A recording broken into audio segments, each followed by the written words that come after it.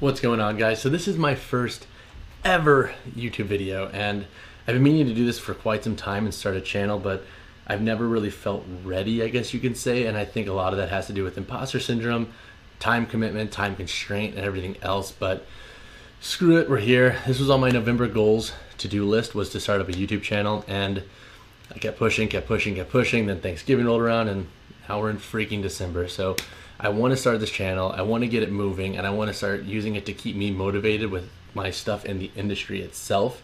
So what can you expect on this channel? So basically it's going to be a lot of different things.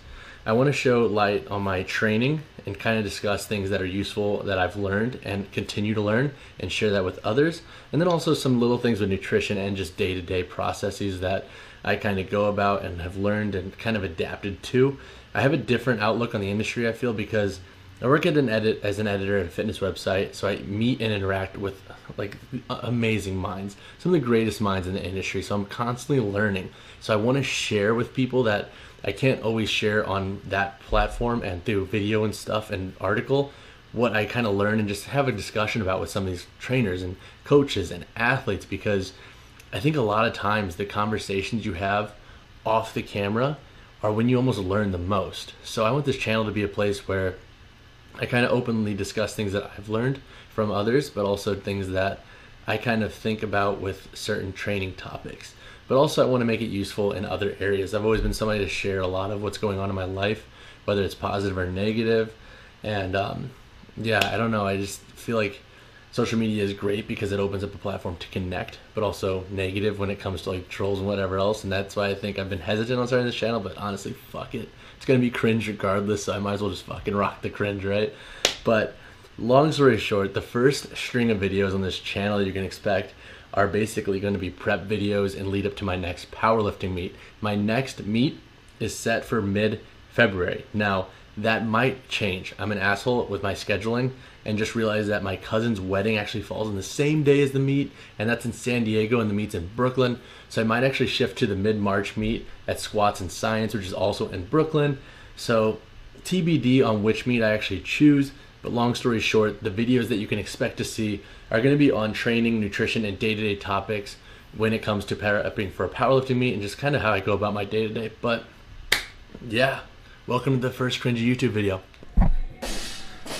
All right, so the first workout into my 10-week meet prep is a light back squat session. So something I'm trying to be a lot more mindful of in this meet prep is being realistic with my resources on a day-to-day basis, and honestly keeping things light based on how much energy I have, how much sleep I got the night before, and pretty much where my stress levels are at.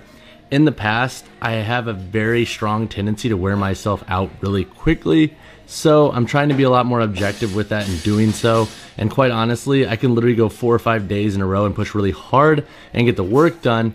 But like clockwork, I'll get sick right after. So my intensities in this prep around my squat and deadlift are gonna stay relatively very low when it comes to just overall loading. Now, I'm gonna do either bi or tri-weekly ramp ups on one or the other, and I'm gonna kind of shift them around and play with them depending on how I feel on a week-to-week basis. But that's the plan as of right now. Now, will that change when I get a little bit closer to the meet? Probably, depending on my energy levels. I'm trying to get back on my better sleep grind and eating grind, but that's where my squats and deadlifts are sitting at as of right now. My bench is obviously gonna be a little bit higher in intensity because that's lagging, but also I can usually press a lot more frequently with higher intensities and have no issues. Now, my accessories following the squat and deadlift are going to be all focused on my weaknesses. And as opposed to doing variations of those movements, I'm going to attack those weaknesses directly and load them as pretty much heavily as I can within means of the sets and volume I'm choosing to do. So as you can see, barbell hip thrust is my first accessory for this day.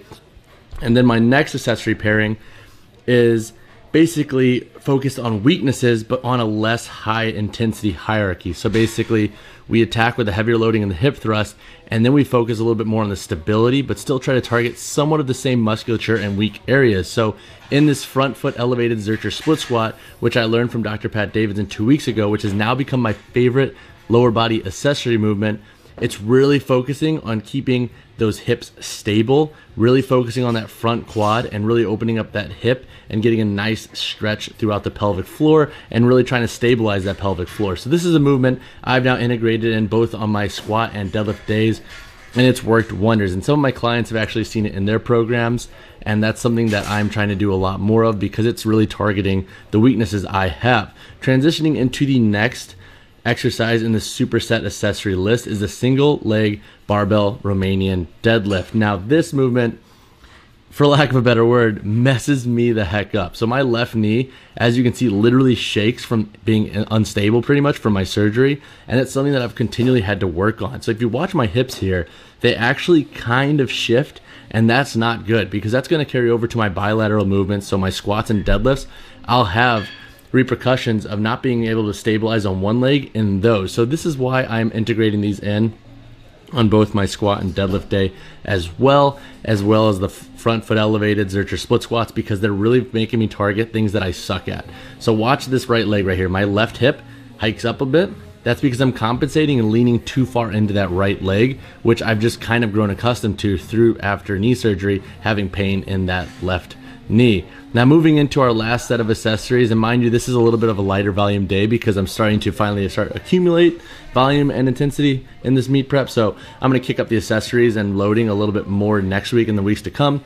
But my final movements are a weighted side plank. So I usually use like 18 or 20 kilograms. And now I train core on every day I'm in the gym, and actually days I'm outside of the gym. I just won't load them on days that I'm technically resting.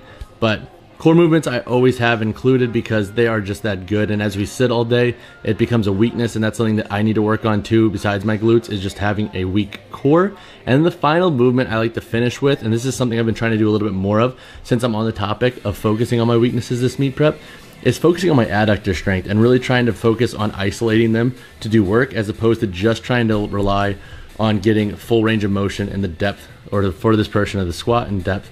So since my knees are kind of wonky some days and my hips too, I can't achieve full depth in squats to the abilities that I want. So adding these in is a nice way to target the adductors when I kind of feel like I might not have gotten enough work in my more bilateral movements, so my ass to grass squats and so forth. So this is my first day, pretty light in nature, happy to get after it in the future. So that wraps up the first training vlog for this series in terms of getting me ready for my next powerlifting meet. In the next video, I plan to tackle what I eat for breakfast, which is pretty consistent across the board. We'll cover macros, why I choose to eat it, and kind of the timeline in which I do so. And then we'll talk about my current body weight, body fat, and where I plan to compete, and some of my goals for this meet. I have a loose number idea of terms of what I want to hit. And then we will cover a little bit of my next pressing day and my next squat day. So stay tuned, we'll be back in a couple days.